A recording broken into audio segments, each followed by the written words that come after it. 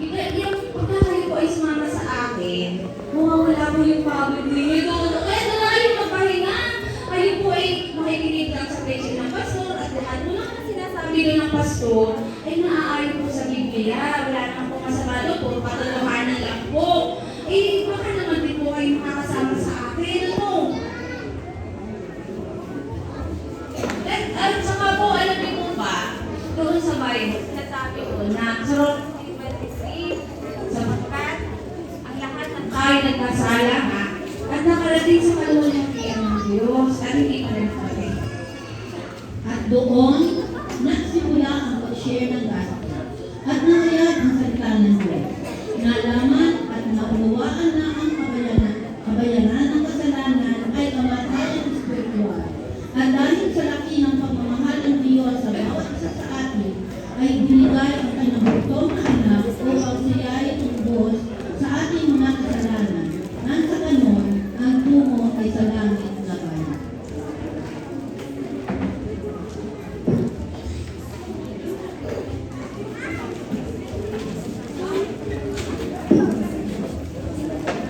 Second po eksena, makikita natin ang pagkakasakit. Hindi natin maiwasan kapag ang isang kasabi ng pamilya ay dinapuan ng matinding karamdaman. Oo nga, may mga doktor at gamot na makakatulong, subalit hindi pa rin maalis na tayo ay mag-alala kung ano ang mangyayari sa kanila.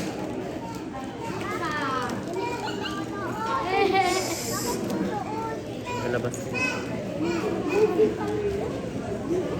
Guys,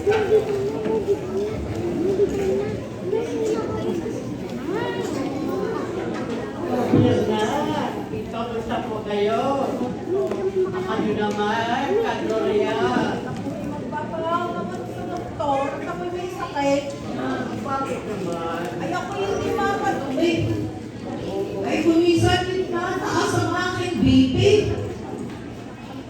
Ako po ay magpapatingin din sa doktor. At ako po ay high blood. Tapos may asking po ang tuhod. Sabi yung masakit, hindi ako makalakad. Ay kayo naman po, kayo po. Ako naman, ang lagi kong dinadaingan ang aking tuhod at ang aking siyano isang beses ay sumakit. At ang sabi naman ng aking kaibigan ay tatawag daw siya ng doktor. O sabi ko, hindi, mag-pray tayo. Tatawag tayo ng gracious. Merong gracious na aking mga nanalanginan. At alam mo ba, binigyan ako ng Panginoon ng talino. Uminom lang ako ng ng sinain. At naiga ko ng honey, ang GCO, atas honey, at ang green barley. Yun ang nakaibig sa akin. At ang gracious, at sa aking panalangin, gracious, maraming salamat sa mga panalangin niyo. Ay, napakabuti ng Diyos pala at ikay pa panang mapagdasal sa Panginoon. Sana tayo lahat ay umapit sa Kanya at tayo lahat ay gumaling sa ating karamdaman. Salamat po sa Panginoon at kayo po ay nalagyan ng mga bala. Ako'y gagawin sa inyo para sa mga gumaling na ito.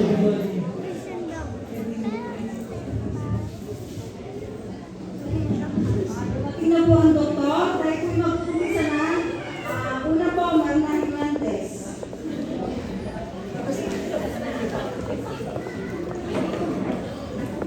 Pangalawa po, hindi na kinanahan. Gloria Mason.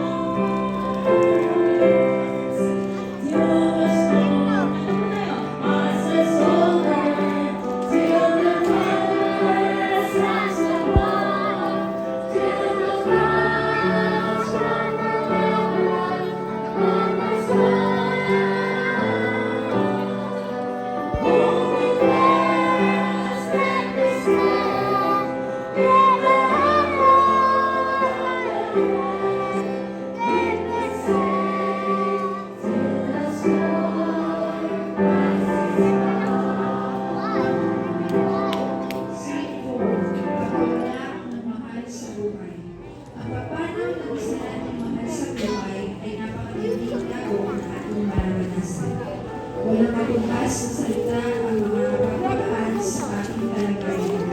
Tanging ang salita ng Panginoon, panalangin, tiwala sa Kanya, at mga comforting words ng ating mga kapatiran ang mga kapagpaanib sa mga nauulat.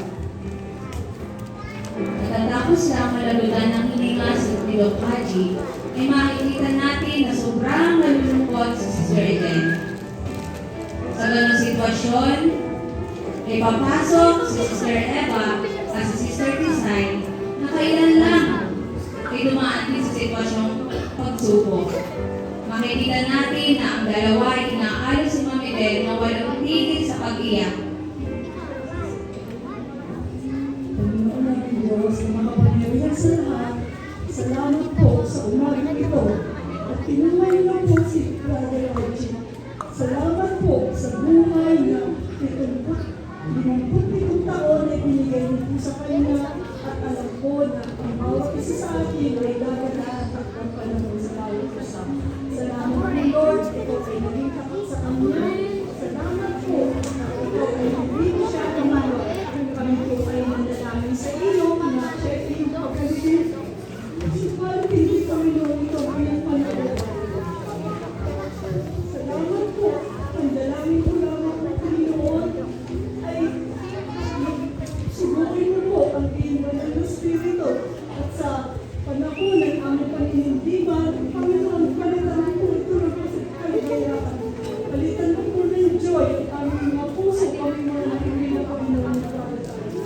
Salamat po at ang lahat ng ito ay aming sama na dalangin sa mga sa pangalan ni Jesus. Nasa Panginoon ang sagot.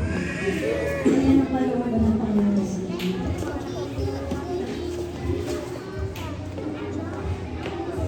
Kapag alam ng Panginoon na pakabubuti para sa Kanya, para hindi ba din siya nagbabago. Diba? Tapos kay grabe, pinagpapagod ako ng Panginoon. Kinuha niya ang mahal kong asawa. Natanggap ko na loob ko ang nangyari sa kanya. Basta mahal na hindi niya tayo pababayaan. Basta huwag tayo manghina at lagi natin tatandaan na hindi tayo bibigyan ng Panginoon ng pagsubok na hindi natin kaya. Oo naman kapatid. Alam ko naman na kalooban ng Panginoon ang nangyari kay Alfie. Kaya na, hindi maaalis sa akin bilang tao na ako ay malungkot sa loob ng mahabang panahon simula nang siya ay tumigil sa paghahanap buhay, sa pagtuturo. Kami na dalawa talaga ang palagi magkasama. Sa aming magkakapatid, kami dalawa talaga ni Aji ang nagka-close. Pareho kami ng tinig, pareho kami ng namin gustuhan. Kaya madalas nga yung pagsasama namin, hindi kami gaano nagkakakontra.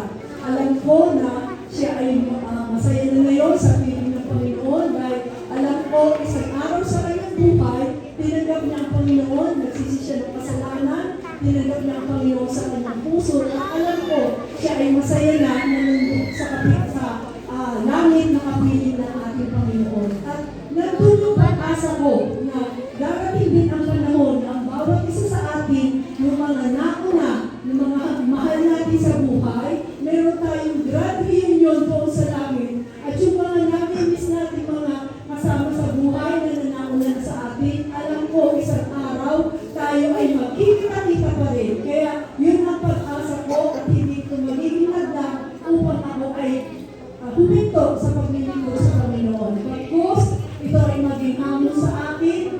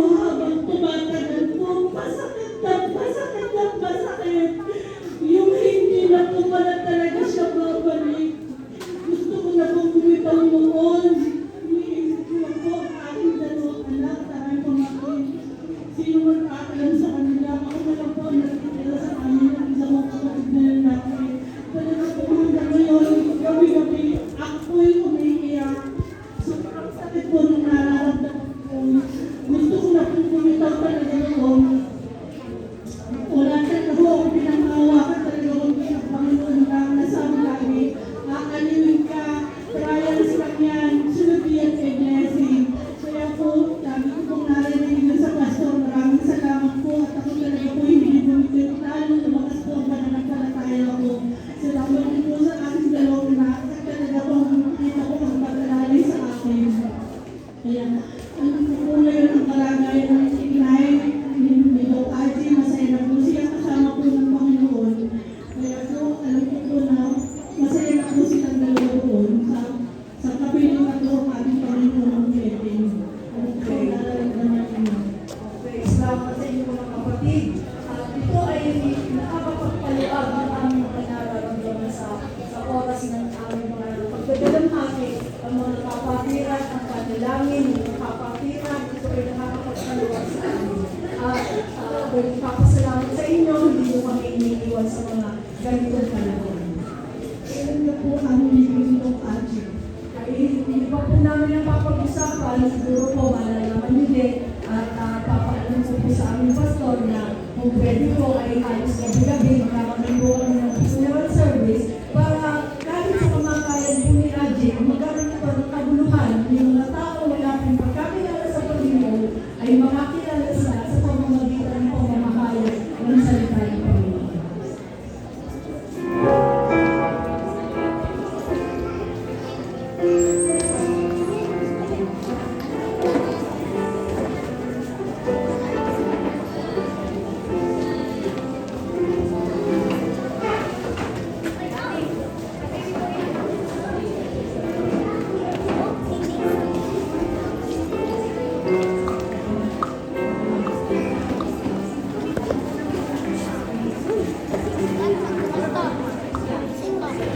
Ang susunod po natin matutunghayan ay ang pangpinansiyal na aspeto. Dumating din sa atin ang matinding pangangailangan sa pananalapi. Minsan, nakakalimutan natin na mamuhay ng ayon sa ating mga tinatangkilik. May mga kasabihan tayo na live below your means. Subalit may mga pagkakataon na tayo ay nakagagawa ng mga bagay na lumalagpas sa dapat nating ipagpunta.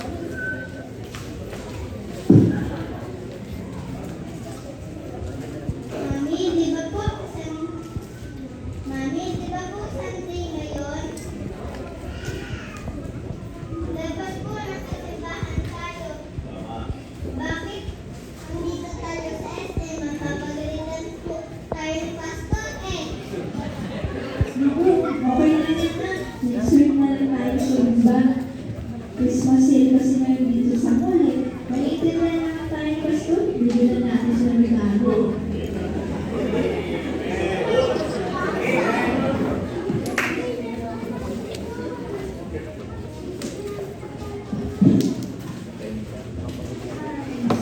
Nakakapagod naman mag-shopping. Kasi, nakalimutan naman kaya ng budget para sa grocery. Wala na pangsaing ngayon.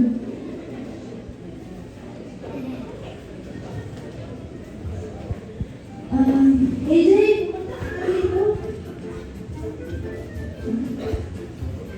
Punta ka muna kay Ate Rosalie. At punta ka ng 1 kilong bigas. Sabi ko, babayaran natin para sa amin ng dati mo. Okay po, Mami.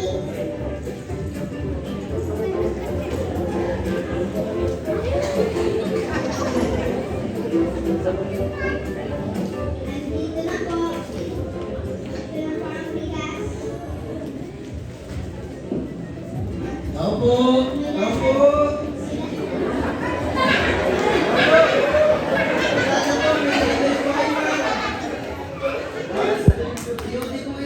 Naku, may order nga pala ako. Hindi ko ba ba yan? Hindi pa po ba? 3,400 po. Naku, wala pa naman akong extra dito. Lord, sorry po. Grabe po na po itong times ko. Kailangan ko pong bayaran itong order ko sa Lazada eh. Opo ma'am, pinangalan po. Delivery po, Shopee naman po.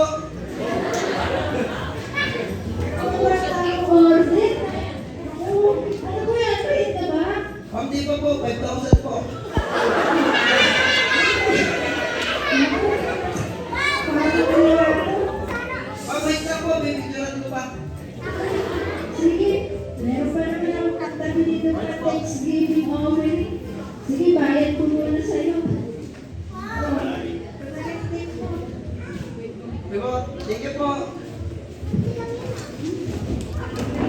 Hindi, maraming gastusin. Maraming bayarin.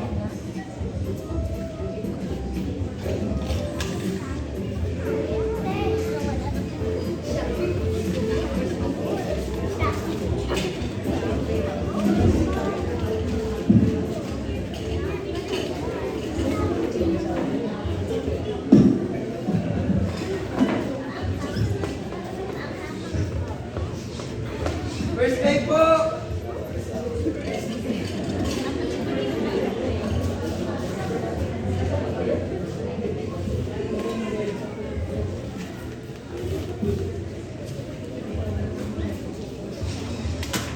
Mami, magpupulan na po tayo ng kuryente.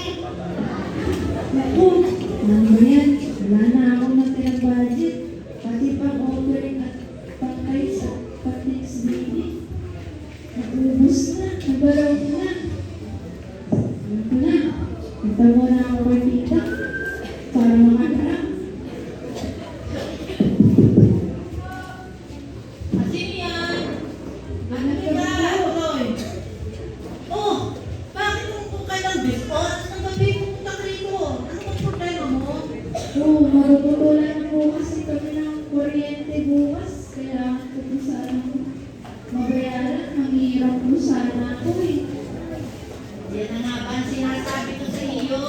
Yung mga pag-SMSM, mga Shopee, Lazada, JNT, yan ay hindi dapat inuuna. Una, inuuna ang Diyos, yung dapat ibigay sa Diyos.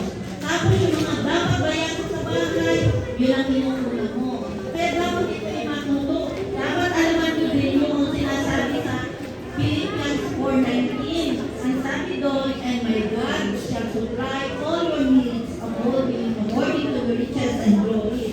Kaya yun ang dapat mong gawin sa iyong buhay. Ay siya, bukas, mayroong fellowship ang mga gracious ladies. Ito may invite ko. At ang iyong mga dalangin sa buhay, iulo sa Panginoon. At ang mag-isang ka naman. Opo, ang dami ko po kasi gawa ng bukas. Ang bago yung labahan ko. Tapos wala po akong pag-iiwanan sa mga bata eh. Ay ako, Joy, ang trabaho ay pwede naman ilagay natin sa isang pagmuna. Yung plano ang iyong gagawin. Unahin mo ang Diyos at kinakailangan. Sabi nga doon sa Matthew 6:33, but seek ye first the kingdom of God and His righteousness, and all these things shall be added unto you. Sige, a-attend na po ako bukas sa Gracious Fellowship. Nabalik na po ako sa Panginoon at sisiwan na po ako sa linggo. Salamat po sa mga payo mo. Lagi ko po yung tatandaan. Uunahin ko po ang Panginoon para hindi niya po ako pinagulungan. Salamat po, Tita. Yan, salamat ha. Bukas inaasahan namin ang iyong pagdalo. Sige po, pabayaran niyo po ba ako? Pabayaran mo naman! Oo, salamat po.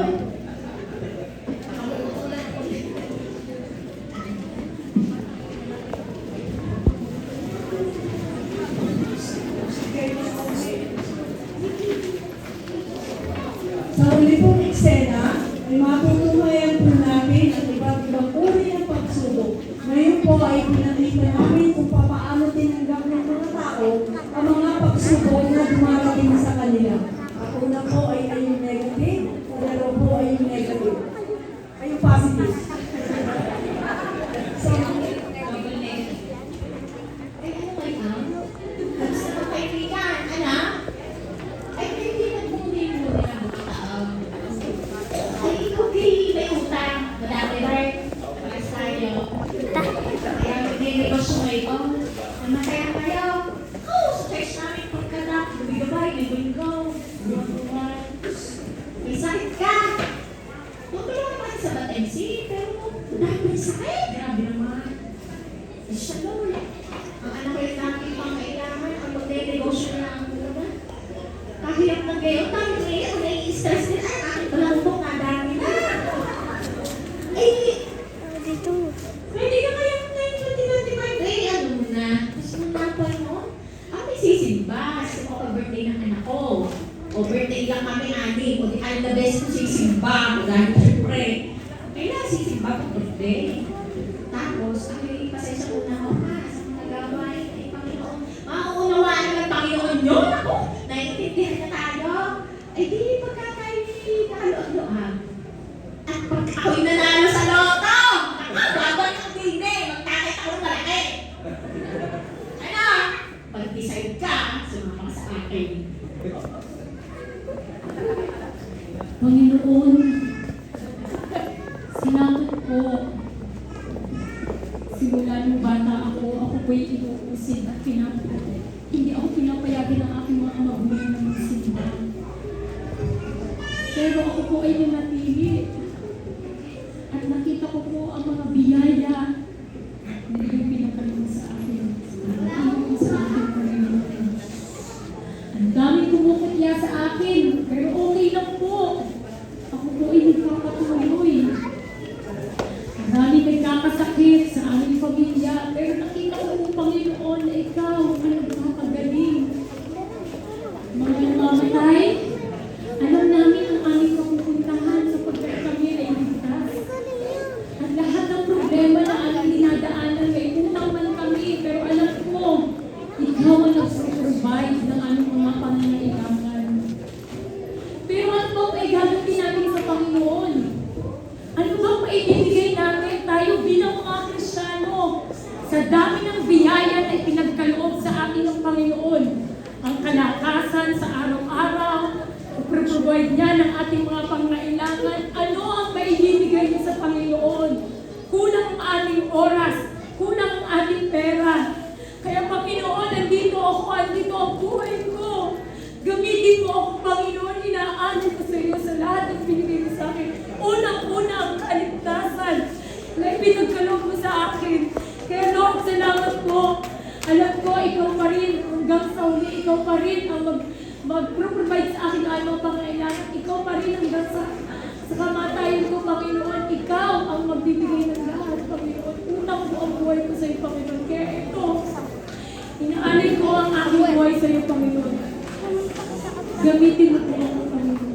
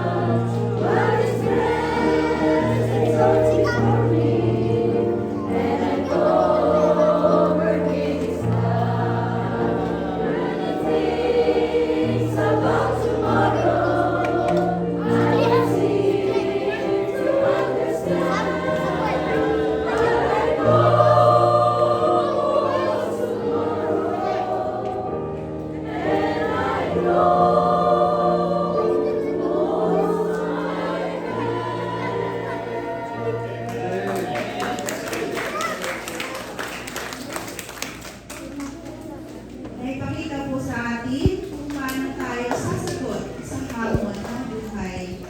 Magpapatuloy ba tayo o tuluyan na tayo ay igugubo ng ating mga kahinaan at mga makabundong hangarin.